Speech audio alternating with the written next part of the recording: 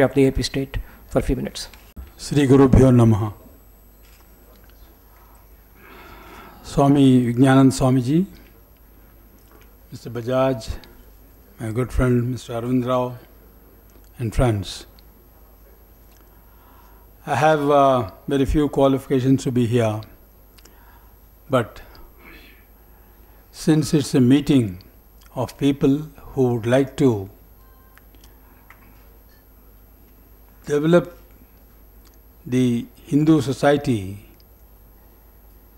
in the field of economics also, I thought it would be a great opportunity to meet people here and then participate in their deliberations. I have very few thoughts which I thought are already there among the people who are present here, and I saw them in the presentations also. But all the same, I would like to repeat them, even if it is a repetition again. What I thought was, with my experience in life, what I found was that we the Hindus, most of the youngsters today are gravitating towards one religion or the other. In fact, the religious fervor is much more today, whether it is across the religions, than what it was a generation back. During my time, perhaps it was not as much present. But today, the youth are gravitating towards religious solaces for their own problems. We should, as a religion, take the advantage of this situation and try to inculcate among people why we are Hindus. The basic need today is to make everybody understand why they are Hindus. Similarly, those who are already in the religion, they should have a belief in what they are doing. It's not just because they are born into Hindu families, they are Hindus. They believe and trust in Hinduism. This is what is required to be inculcated among people. Today, there are many vagrants as far as religion is concerned. Whichever way the wind blows, they go off. This should not be possible in this religion. We should be able to make people trust in the religion and act according to the dictates of religion only because they trust in the religion. The religion is one, this religion is one which teaches people how to mold themselves in society, how to be of help to others in the society, and how to be people who can elevate themselves to a higher level. This is one such religion, and we should make people believe that this religion is a purposeful religion to elevate the human being into a greater soul. As far as the economic forum is concerned, I have one or two things to suggest. Whether they are acceptable or not, I don't know, but the suggestions are there. One suggestion which I would like to make is, the people who have come up well in the society by way of industry or anything, business or industry, they should develop a support program which would help those who are young, intelligent, but they do not know how to go about things.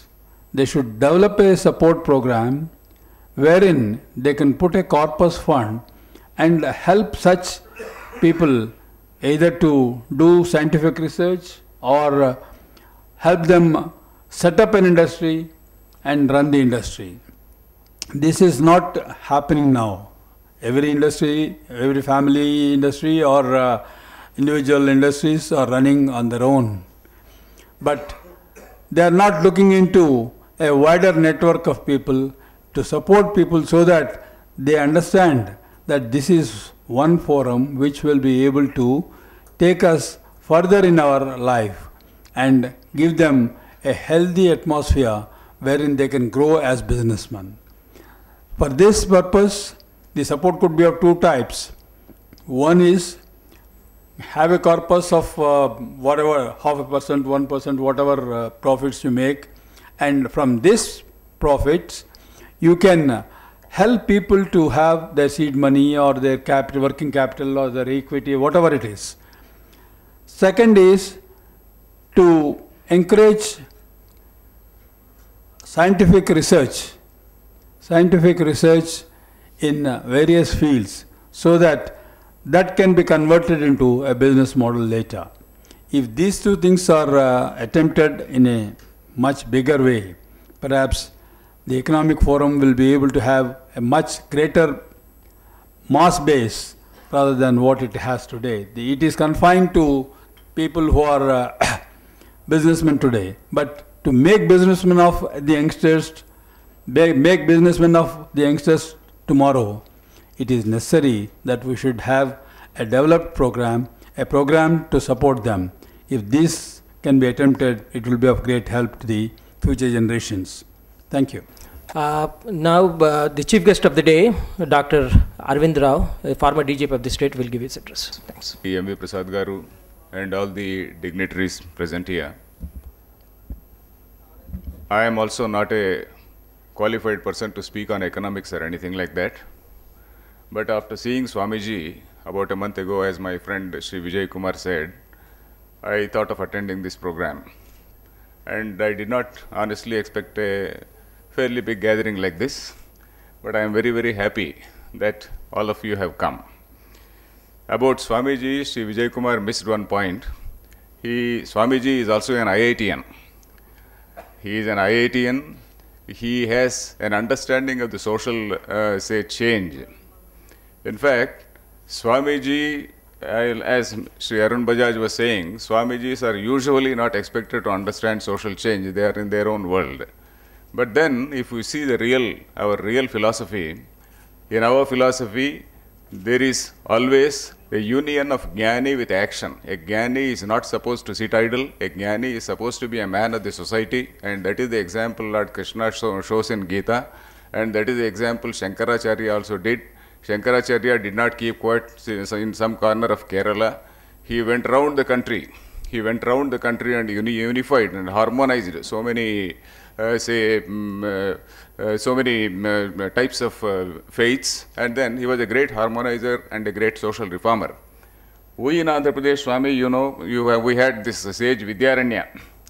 He was a sage and at the same time, he was the man who established this Vijayanagara Empire. He took this Harihara and Bukka from our Kakatiya Empire, that is the Warangal. From Warangal, he took two people and then established that Vijayanagara Empire.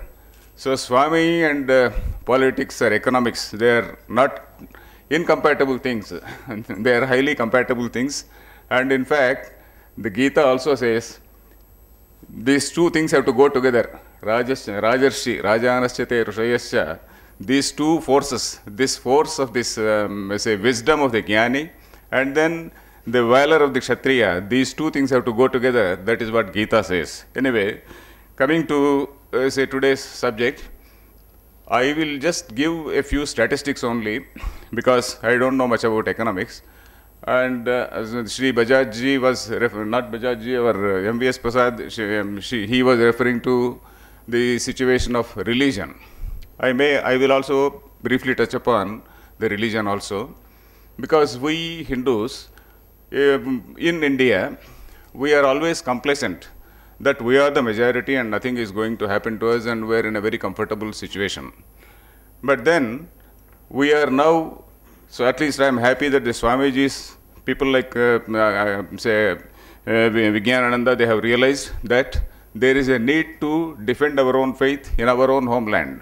We are talking about this, about Hindu, protection of Hinduism or protection of Hindu business, not somewhere in Pakistan or Bangladesh, but we are talking about this in India. So the situation is like this.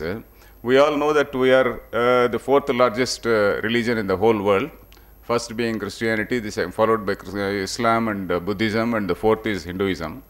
And in India, we think sometimes that we are about 80% or so, but honestly it is not so. It is around 60% or so, if we see the social change over a period of time. And then there is a demographic change. I may mention about the demographic change in the world.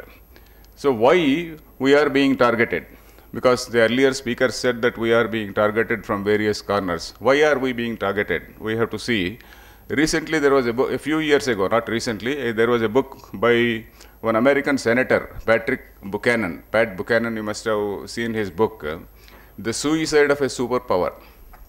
So there he criticizes the policies of America, how a very, very liberal society is on a self-destruct mode, and then how their own policies can harm them. So in that, he makes some references to the demographic changes both in America and more so in Europe. He talks about the demographic change in Europe, saying that in about 20 years, Europe is likely to be called Eurabia. Of course, this is not a word used by him. This is a word used by so many people, very many writers, who are writing on this demographic change. And Colonel Gaddafi made a very famous statement that we will conquer Europe by not sending a single soldier to Europe. So that is what he said. Because in the whole of Europe, the growth rate of the Europeans, the native Europeans there, is about 1.38, whereas the growth rate of all the immigrants of other religion, it is about 5.6. So 1.38 versus 5.6. These are the figures. You can say it will be available on the internet also. And for any population to survive, the growth rate should be 2.1%. And that is not happening in the entire Europe. The entire Europe, if you take an average. So these are certain things which are actually alarming the Western countries. And then in such an alarming situation, what are they supposed to do? They know, because we all know about this clash of civilizations that was examined by Clash of Civilizations, we all know. But then it was accepted as a fact after Samuel Huntington wrote his book, The Clash of Civilizations. Huntington's book, most of you must have seen, The Clash of Civilizations. That is basically an acceptance of a fact. What has been happening right from 10th century onwards in the whole world, he has accepted and then he has analyzed it. So religion has now become a sort of game of numbers, because the Europeans and also the whole Western society knows that ultimately they will have a larger battle with the other religion. So this is what is the picture. So they have to jolly well try to intrude into countries like India, America, Southeast Asian countries and all that. Say about 60 years ago, this cultural expansion is continuing. This cultural invasion or cultural expansion is continuing. And I am talking about this because I, having worked in police department for about 34 years, I am seriously concerned with the nation's integrity, nation's security as a whole, and then I am interested that the country should not break up. So this is my interest. So from that point of view, I agree with Swamiji, and I have aligned, rather, though not formally aligned with Swamiji, I am ideologically aligned with Swamiji on this particular point. And if we see our own subcontinent, the whole subcontinent, what has happened right from 1947? In 1947, the figures show that in Pakistan, the Hindu population was about 15%. And today it is reduced to 1%, and even these people are fighting for their lives. Any day, any moment, a Hindu girl can go and then she can go out and then she can be kidnapped, she can be just abducted. So anything can happen. And this is the picture in Pakistan. Bangladesh, the then East Pakistan, it had 24% of population. Now it is reduced to 6%. I am just limiting myself to statistics which are found, which are incontrovertible. They are just factual situation. This is a factual situation I am giving. And then it has not happened in India. To any other community, it has not happened in India. In fact, they have doubled even in terms of percentage, all the people have doubled. And then very recently, only 2 days ago, I was in Kerala. Shri Bajajji was talking about Kerala. I went to Kaladi. There is a Sanskrit university in Kaladi. And Kaladi is the home place of Shankaracharya, where 80% is, say, they belong to the other religion and only 20% are Hindus. So that is the picture in Kaladi. And then Kerala as a whole, it is 30 to 30%, one third, that is the situation which is in Kerala. Northeast is totally gone. Bihar and UP, there are several districts where the Hindus are falling into a minority. So if we take all these facts and make some realistic assessment, it is a serious situation where our people have to conduct some social surveys. Where we are failing is we are failing in not conducting, we are just not conducting any social survey and we are failing in that. We do not know the facts. We are guided by some official facts. So that is the official, of course, our retired chief secretary is here and I am also a policeman, but then we are blaming ourselves anyway. But then there is a need for honest collection of statistics. And at this point, I also like to refer to one book which appeared about 3 years ago. That is called Breaking India. I do not know how many of you have read that book, because in all meetings I have been popularizing, I have been advocating, I have been pleading to everybody that they should read that book. Breaking India by Rajiv Malhotra. I have requested several people to read that book.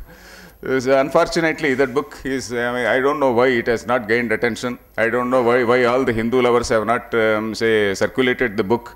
In fact, I myself bought a few copies and then circulated. And politics they are combined. Once upon a time, the church and the state, they got separated. And then we were very comfortably thinking that the Western society, the democracies, etc., they are perfect democracies where religion has no place, etc., etc. But Rajiv Malhotra's book, it gives a very detailed account of how state is surreptitiously promoting the cause of religion, and how the state is surreptitiously promoting several NGOs to work in tandem with various evangelical groups, and then also anti-India groups. There are so many anti-India groups. There are so many divisive forces within the country. So how the divisive forces in the country are being encouraged on one count, then how the various NGOs in the name of human rights or in the name of Dalit rights or in the name of something else, some other say holy cow, so they will create certain reports. They will create such voluminous reports and then they will keep it as something, they will project a picture as though India is a sort of, a collapsing, a culturally chaotic, culturally, totally, wretched society. Because you also, if you take the cases of rape, how any incident of rape is projected in the Western media, if you see that, it is really alarming. India is projected a country of rapists. So this is, and they say our media also takes it on. And our media also very happily give such an image. So in that book, Breaking India, he gives a picture as to how 3 agencies, they work together. That is, number 1 is Western scholars. And then number 2 is the evangelists. And number 3 is the government through various NGOs. The scholars, I am talking about the scholars because these are the scholars who study the culture of any targeted country. In all the Western societies, of course, now they are not as innocent as our history professors or political science professors here in our universities.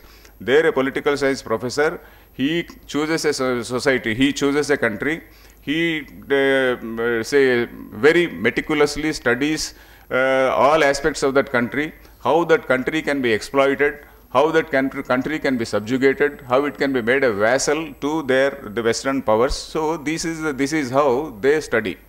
So such studies, how they are being made. In fact, the very word Breaking India, the very title is from that only, because this writer, he happened to interact with one Princeton University professor, and then he showed a particular map, a projection as to how India can be broken. So that is what. So in fact, balkanization of states, we all know, balkanization of countries. So this is, how these scholars do. And then there are many scholars who study our ancient texts. That is the Vedas, it may be Vedas, or it can be some other thing, it can be Gita, it can be Puranas, etc. Very recently, you must have heard about one book, one lady, Wendy Doniger. Her book was withdrawn by the Penguin. She wrote a book called The Hindus, An Alternative History, in which she wrote very, very ugly things. very many ugly things she wrote about our Hindu gods and goddesses. Of course, historical facts, certain things she distorted. Historical facts, people will not be hurt very much. But then people are hurt when the gods and goddesses are, say, spoken of. When all these psychological maladies which Freud talks about, all those maladies are attributed to our gods and goddesses. She says that Ganesha was in love with his mother. He had a sexual relationship with his mother. Sita had a sexual relationship with Hanuman. So this is the type of writings which writers like Paul Courtwright, then is another gentleman called Paul Courtwright who wrote a book called the Ganesha, the god of obstacles. I am quoting this because this is basically an idea to what all they write as some sort of academic text. These are used as some sort of conversion manuals by our people who go to villages. Now our people were talking about conversions, etc. The conversions, they are taking place only because of this. Because our scholars, we are not actually explaining our text in a proper way. We are not reading our own text, whereas somebody else is reading our text and then projecting it. Now Harvard University is having a project for interpretation of Vedas. And they are pushing their status as a sort of equal authority status for interpretation of Vedas on par with Sringeri or Kanchi or any such place. So, Sringeri or Kanchi, we call them some Vyakhyana Simhasanadhishwara, etc., etc. They will no longer be Vyakhyana Simhasanadhishwara, but some professor in Harvard will be the authority to reinterpret on, say Vedas. So, very recently, I don't know how many have heard the name of one Harvard professor named Michael Witzel. Michael Witzel, very recently, a few months ago, he wrote a book called The Origin of World's